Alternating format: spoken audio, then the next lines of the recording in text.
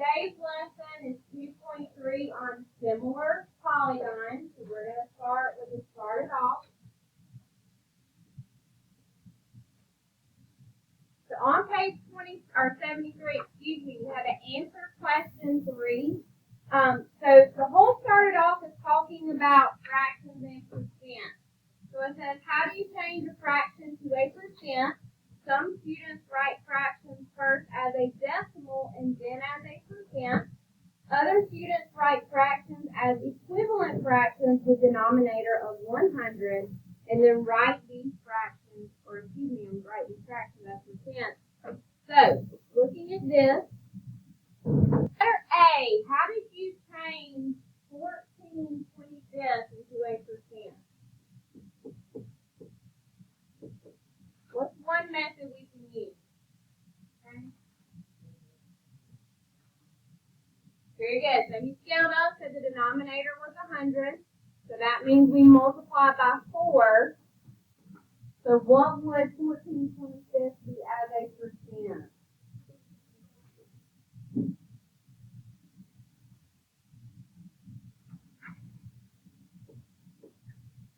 66%. 56%. That's right.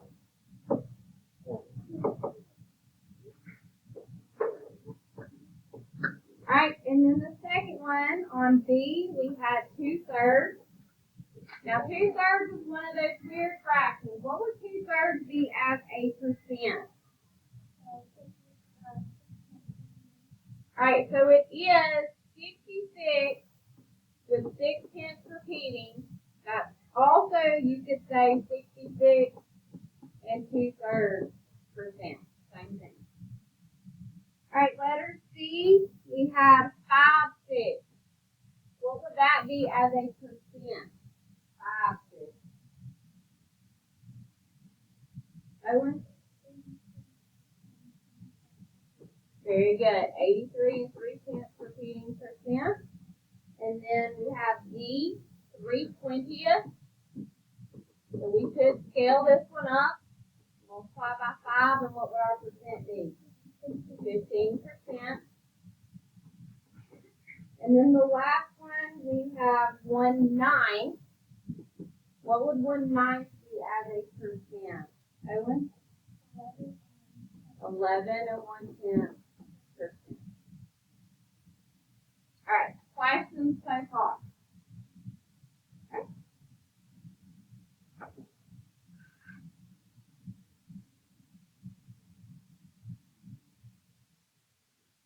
Alright, congruent or similar on page 73. Similar is an important word in mathematics. Similar figures are defined informally as being the same shape but different sizes. In this lesson, you will explore the characteristics of similar polygons and develop a precise definition of similarity. What is the everyday meaning of similar? What do we mean when we use the word similar in everyday life? They're alike, they're almost the same, okay? They have things in common, alright? So when you enlarge or reduce drawings using scale factors like we did in the last lesson, you're making similar figures. You're taking your original figure and you're creating a similar figure that's either bigger than or less than your original shape. We will use these ideas to help understand the mathematical meaning of similar polygons. And what we're going to do is we're going to look at similar polygons looking at their corresponding sides and angles in order to figure out missing measures for these figures. When two polygons are congruent, they are exactly the same shape and size. For example, triangle ABC is congruent to DEF. The angles in both triangles are identical, and we see that up here. We also see they use the similar for congruent to. And if you look at all these lines on the sides, those tell you which sides are corresponding, meaning they're the same position but on a different figure. So here we see that BC corresponds with EF, BA with ED, and AC with DF. Same thing could be true with our angle. Angle B is congruent to angle E, angle A with angle D, and angle C with angle shows us our congruent figures. Now I also have up here similar figures. So similar figures, again, they're the same shape but not the same size. What we're going to learn within our lesson today is that these similar figures do show proportional relationships. Alright? So let's talk about naming polygons. Alright, so naming polygons, we're on page 74.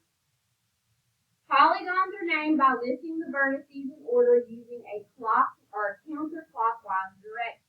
So looking at question 3 on page 74, we have to name the polygon. So starting with figure A, what will we name this polygon? We go in a counterclockwise rotation. Next. Alright, what about B? Rep. And C.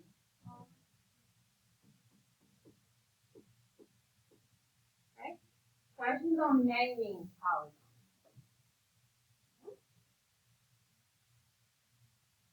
Alright, let's turn to page 75.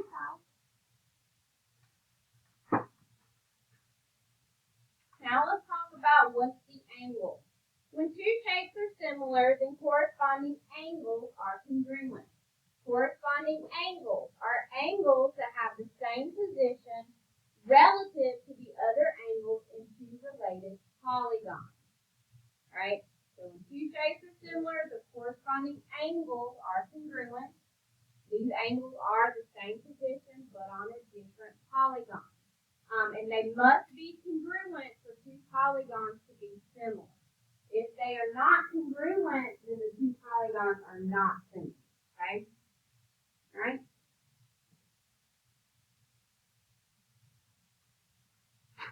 Alright, turn over to page 77 and let's talk about the ratio connection. Corresponding angles must be congruent for two polygons to be similar. The angles are not the only thing to consider. Similar polygons are related in other ways that have to do with ratios of the length of corresponding sides. So we talked about corresponding angles as being the same position but on a different figure. Now we're going to talk about corresponding sides. These are sides, so listen for those keywords, that have the same position relative to the other side in the two related polygons. So this is looking at the same example that I put on the previous slide, but if we look at the first one, so we have our polygon equal, and then we have our polygon point. Okay? So if we look, side EQ corresponds with PO. So that, if we look at our ratio, is 14/7, right? So if we see that 14/7 ratio, what's the value of that ratio? 14/7. 2. So that tells us that equal, polygon equal, is twice as large as polygon point. That's what that means. So it's using that scale factor to determine how much bigger or how much smaller your image is compared to your original. Okay? Alright? So, page 78, looking at number 7. So it says form ratios that compare each side length in equal to the corresponding side length and point. Are these ratios equal? So we started with 14/7. So that means that line EQ over line PO, right, is equal to 14/7. Alright, then let's look at, let's go to QU. What does QU correspond with on point? OI. Alright, so that's going to give us 30/15. Alright, then we're going to look at UA. UA corresponds with which one? IN. Alright, and that's going to give us a 15/7.5 ratio. Alright, then we have AL over, what corresponds with AL? NT. So that's another 15/7.5. Alright, and then we have LE, which corresponds with what? TP. Alright, and LE is 25 over TP, which is 12.5. Now looking at these ratios, are all of these ratios equal? Yes, they are. They are all equal. So get the scale factor, and we've already talked about this, is equal is the original shape and point is the image. So what our scale factor is? 2. Because we said if we were to divide all of these, we would get 2, right? All equal. Now, on C, they're having us switch it. So if we were to rewrite it, that means, for example, with the very first point we looked at, or side that we looked at, PO compared to EQ, we would flip that upside down, and it would be 7/14, which is what scale factor? 1/2. Or 5. Okay? Question. Everybody good so far?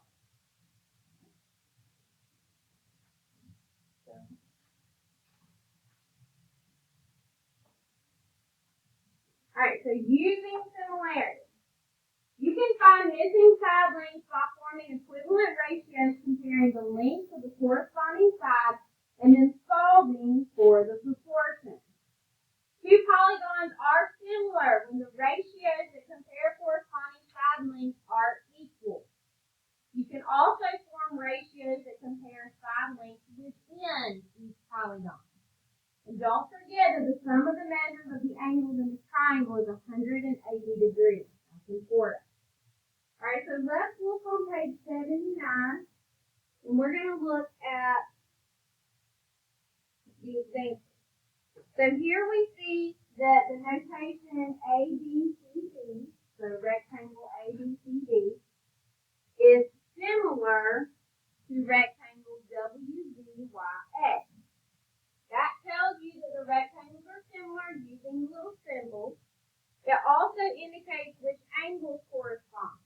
So angle A corresponds with W, B with X, B with Z, and C with Y.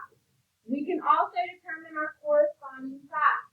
So by knowing our corresponding angles and corresponding sides, we can use this similarity to find missing side and angle lengths. So let's look at the example.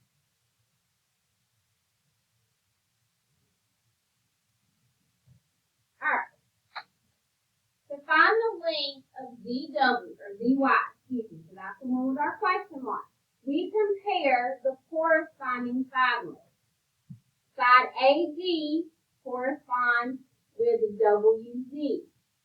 So we can write these corresponding sides as a ratio. And since our smaller rectangle is the first one, that's going to be our top ratio.